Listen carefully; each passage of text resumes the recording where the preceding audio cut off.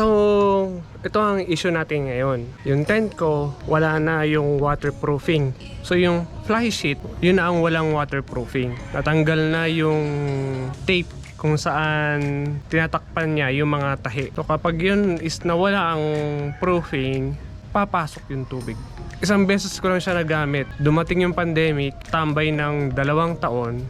Nung ginamit ko, umulan, pumasok yung tubig. Itong gagawin natin ngayon, DIY repair. Nag-research ako sa internet, sa YouTube, o kahit saan. Usually, ito yung mga ginagamit.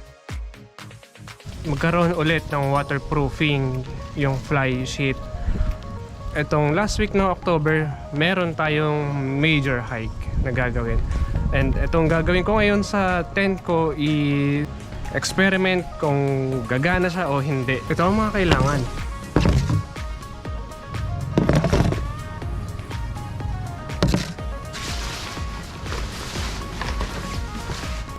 Itong mga puti, dyan tinatakpan niya yung mga tahi dito sa fly sheet. Kung mapapansin niyo yan. Dahil tanggal na yung mga tahi, papasukan ng tubig kapag umulan. So yan ang problema natin ngayon. Dahil nakaranas na ako ng maraming beses yung tent ko pinapasukan ng tubig.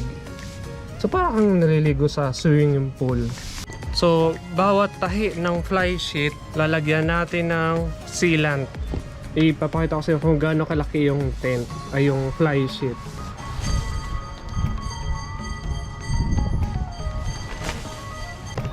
So bubuin ko muna yung tent para magkaroon kayo ng overview. Kasi promise, kapag umakyat kayo ng bundok, umulan o dahil sa habagat, siguradong matutulog kayong basa. Gigising ka ring basa.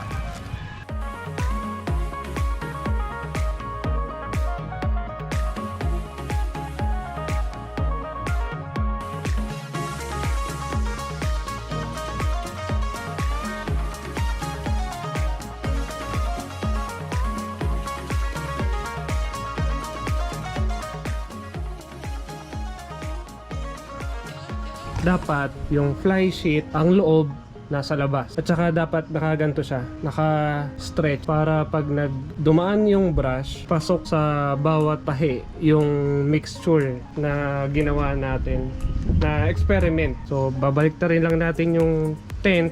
At saka mas madali siya gawin kapag yung loob nasa labas, kasi kung sa loob ka gagawa, masakit sa likod. So, kung mapapansin nyo, ito siya. Ito yung mga tahi, ito yung tape, natatanggal na. Yung tape sa bawat zipper, sa gilid. Kita nyo, itong gilid din.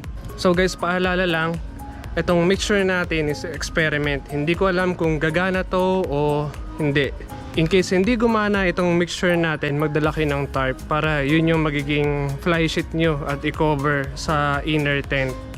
Mas maganda, patuloy nyo siya after 24 hours para kapit na kapit yung nilagay natin. Gagawin ko yan dito sa tent ko kasi gusto ko siya maayos. Ayokong bumili ng bago. Nabanggit ko nga kanina, meron tayong major hike na gagawin itong last week ng October. Itong major hike natin is aabot tayo ng 5 days. Hindi ko muna sasabihin kung saan. Ang mixture ratio is 50 sealant, 50 solvent.